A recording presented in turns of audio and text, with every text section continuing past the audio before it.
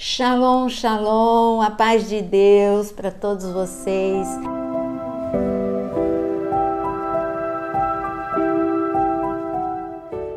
Para que amam estudar Apocalipse, escatologia, e se você pensa que estudar escatologia é só o livro de Apocalipse, não. Nós temos que estudar Daniel, Zacarias, Joel.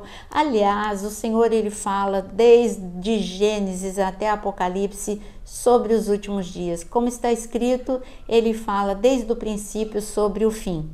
Hoje nós estamos aqui para falar sobre as duas testemunhas de Apocalipse, mas para entender melhor quem são essas duas pessoas tão especiais, nós precisamos começar a entender a visão que Zacarias teve. Zacarias capítulo 4 fala de uma visão dividida em duas partes. Uma parte tem recado para a geração de Zacarias e para todas as outras gerações, e a última parte da visão fala exatamente para o tempo da grande tribulação. Então vamos ler a visão como completa. Está escrita em Zacarias capítulo 4, a partir do versículo 1, está escrito: o anjo que falava comigo voltou e me despertou como se desperta alguém do sono. Ele me disse: o que você está vendo? Eu respondi: vejo um candelabro todo de ouro e um vaso de azeite em cima, com as suas 7 lâmpadas e 7 tubos, um para cada uma das lâmpadas que estão em cima do candelabro.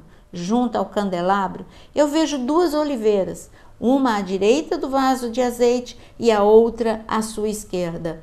Então, perguntei ao anjo que falava comigo: meu senhor, o que é isso? O anjo que falava comigo disse: você não sabe o que é isso?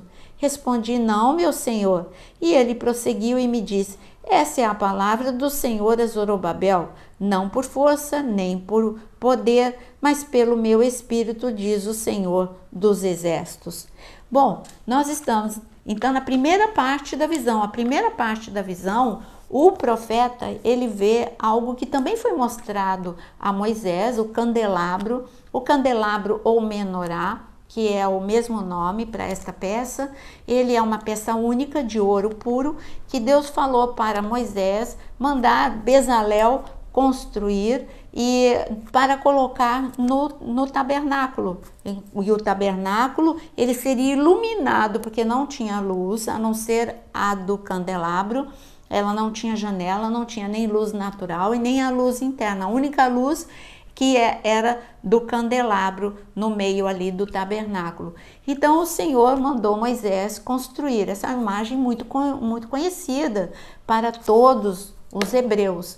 No entanto, aqui essa visão para Zacarias era nova. Ele estava vendo um outro tipo de menorá que era alimentada de forma sobrenatural por tubos.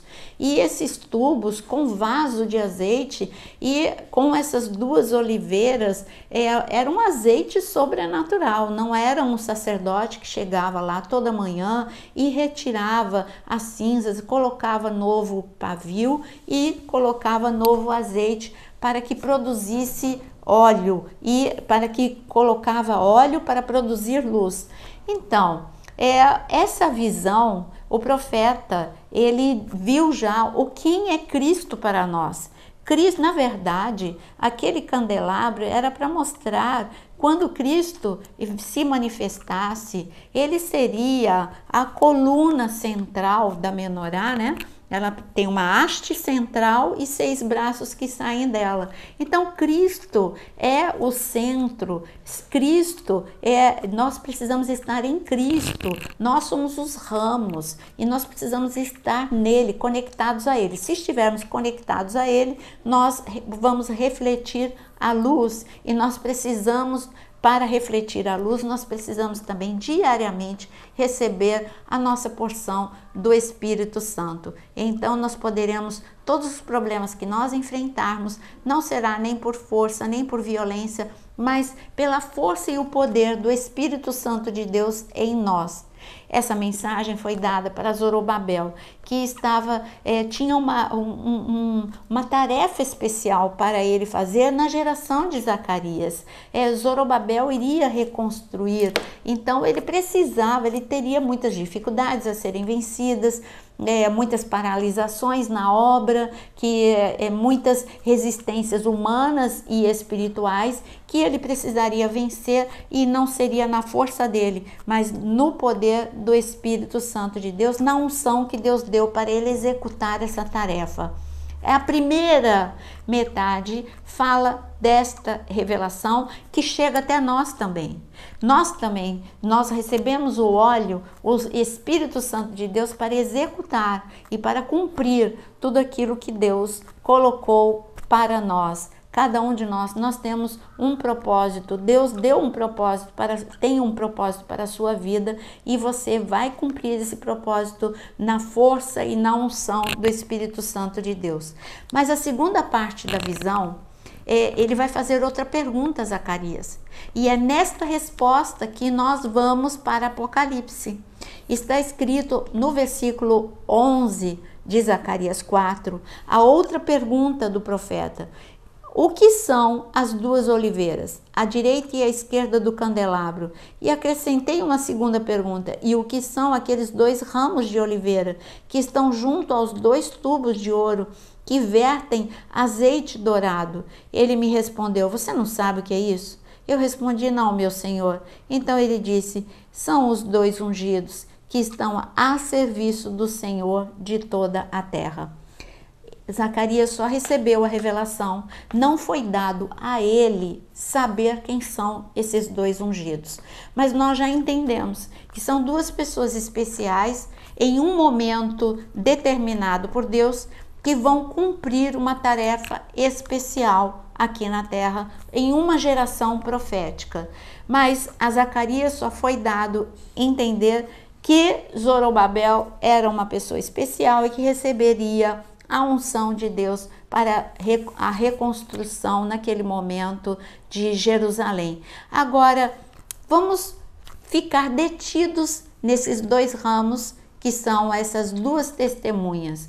Nós demoramos muito tempo até entendermos, porque chega em Apocalipse capítulo 11, e eu quero ler com você.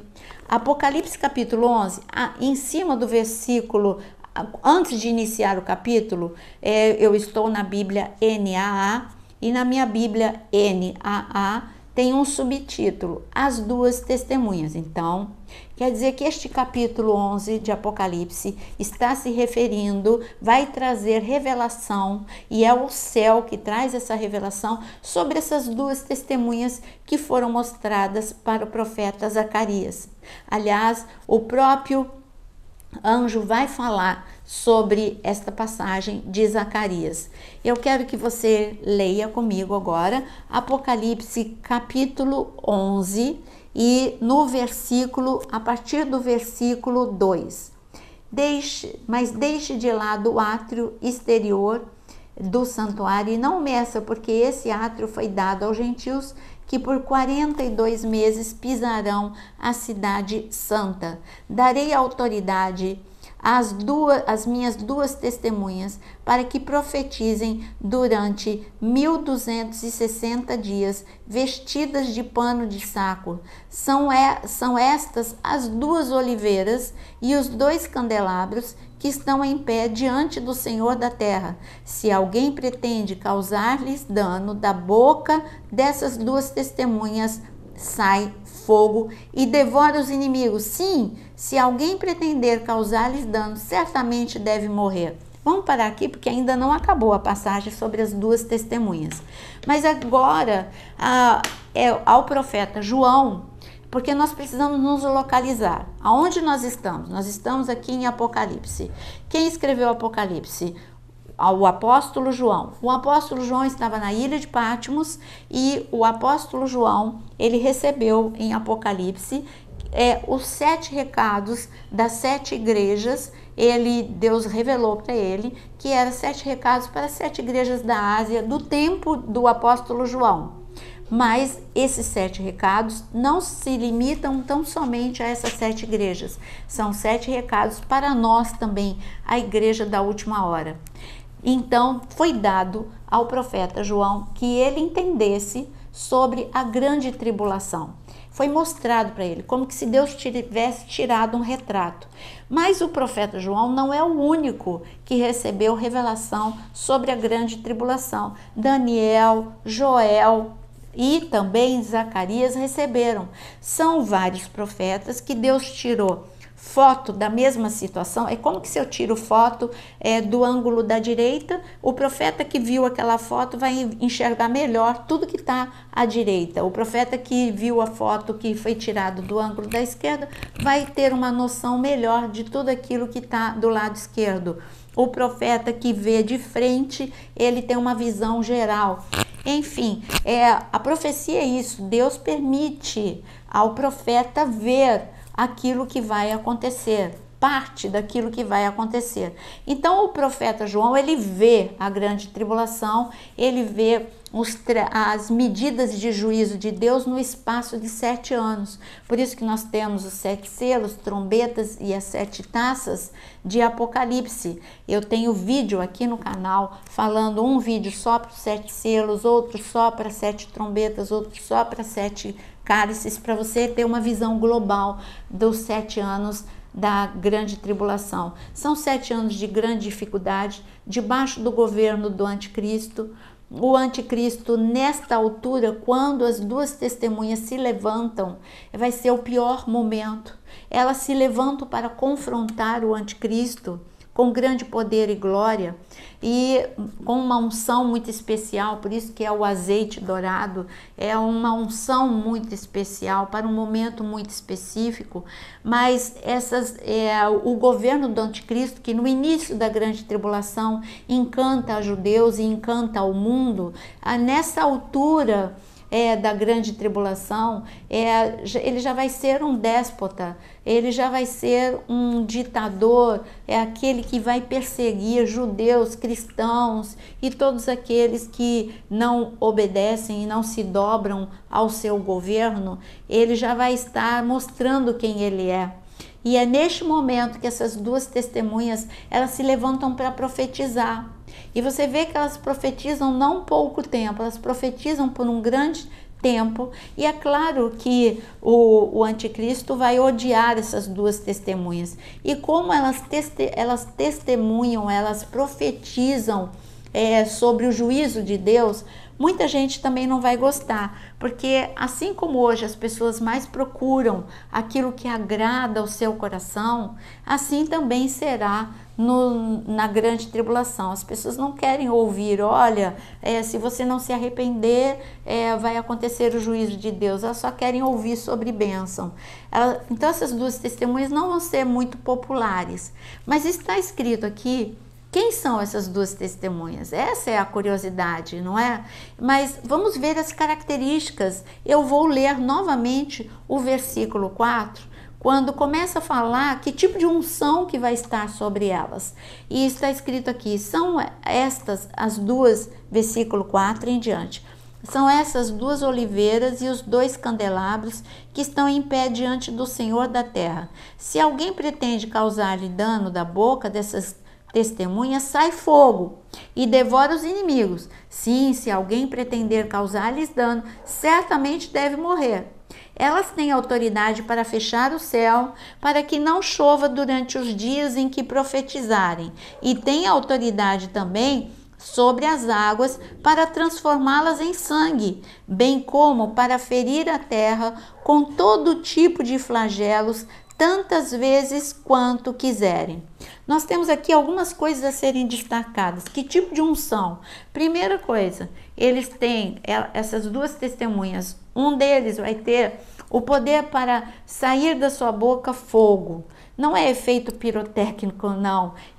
Quem é que fazia fogo do céu descer? O profeta Elias. É só você ler quando ele orou, desceu fogo do céu no altar, quando os soldados que vinham para levá-lo ao rei e vieram grupos de 50 em 50, quando ele orava, caía fogo do céu sobre esses grupos e então eles foram derrotados. Então o profeta do fogo é Elias. O profeta, ainda que está falando que orou e fechou o céu, orou e abriu os céus, também foi Elias. Elias orou e o céu fechou por 3 anos e meio. Elias orou e teve grande chuva em Israel. Então, uma das testemunhas terá a unção de Elias. A outra testemunha, quando tem a palavra flagelo, de quem você lembra? De Moisés, as 10 pragas, os 10 flagelos no Egito. E o que mais que lembra Moisés? Quando essas testemunhas, uma delas, quando ela orar, terá autoridade sobre as águas para transformá-las em sangue. E você sabe que essa autoridade estava sobre Moisés. Então, uma testemunha terá a unção de Moisés, a outra testemunha terá a unção de Elias. A pergunta é, quem são elas? Moisés e Elias? Eu vou dizer as possibilidades, e você pode crer naquilo que você melhor se encaixa dentro dessas possibilidades. Posso até dizer qual é a minha posição. Há algumas pessoas que dizem que essas duas testemunhas são literalmente Moisés e Elias. Há outras que dizem que porque Moisés morreu, Moisés não pode voltar, porque ao morto é dado morrer uma única vez. Então, outros dizem que é Elias, porque ele foi arrebatado, e Enoque com a unção de Moisés, porque ele também foi arrebatado. Nós temos na história da humanidade esses 2 arrebatamentos, de Elias e de Enoque, que pode ter sido com este propósito de ambos voltarem para serem as 2 testemunhas que estão diante do Senhor hoje e que no momento adequado virão para trazer este nível de confronto com o anticristo. E há outros que dizem que serão 2 pessoas normais que estarão vivas no tempo da grande tribulação e virá sobre elas, assim como veio sobre João Batista a unção de Elias, que virá sobre elas, sobre uma a unção de Elias e sobre outra a unção de Moisés. Se você me pergunta o que eu creio que será Enoque e Elias, porque em toda a história da humanidade nós temos só esses 2 arrebatamentos e eu creio que Deus tenha feito isso com um propósito. Mas você está livre, você sabe por quê? Porque tem mistérios de Deus que a gente só vai saber quem estava acreditando no completamente certo quando a gente chegar lá. Por isso que Paulo diz, agora a gente só vê em parte. Quando nós estivermos com Deus, Ele vai dizer, não, olha, o correto é isso, aí a gente vai entender.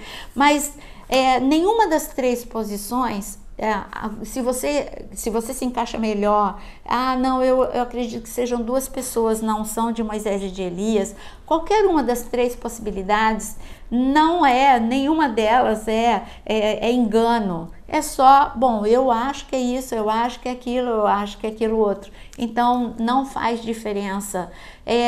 Agora, quando a gente continua a falar sobre essas 2 testemunhas, elas vão receber algo sobrenatural, vai acontecer com elas.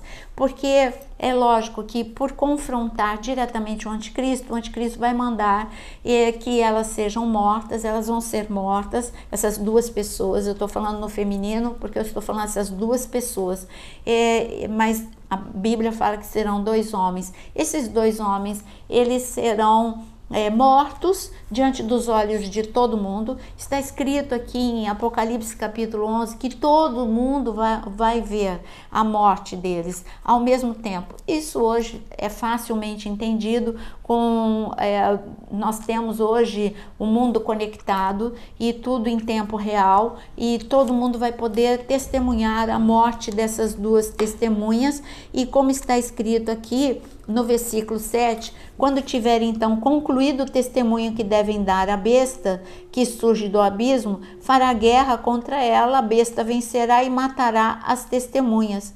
E os seus cadáveres ficarão estirados na praça da grande cidade, que espiritualmente se chama Sodoma e Egito, onde também o Senhor foi crucificado. E aqui está dizendo que, continuando, diz que as pessoas verão, vai ficar exposto o corpo delas. Aqui está falando em que lugar que elas vão ser mortas. Vai ser em uma praça pública em Jerusalém, o mesmo local onde Jesus morreu, como está escrito, em Jerusalém. E vai ser dado à besta vencer. Mas vencer, por quê? Com um propósito, porque assim como Jesus, quando na cruz do Calvário, eles pensavam que as trevas pensaram que venceram e viria daí 3 dias a ressurreição, o mesmo vai acontecer com as duas testemunhas. O anticristo vai achar que venceu, o mundo vai achar que elas foram vencidas, as duas testemunhas, mas depois de 3 dias e meio, e o mais fantástico é que o Senhor deixou que o corpo cheirasse mal, chegasse a este estado de deterioração, para mostrar o poder do Espírito de ressurreição, para que muitos fossem impactados e se convertessem durante a grande tribulação. Deus faz tudo com um propósito. Muitas pessoas, debaixo do impacto desta ressurreição, aceitarão Jesus como seu Senhor e Salvador.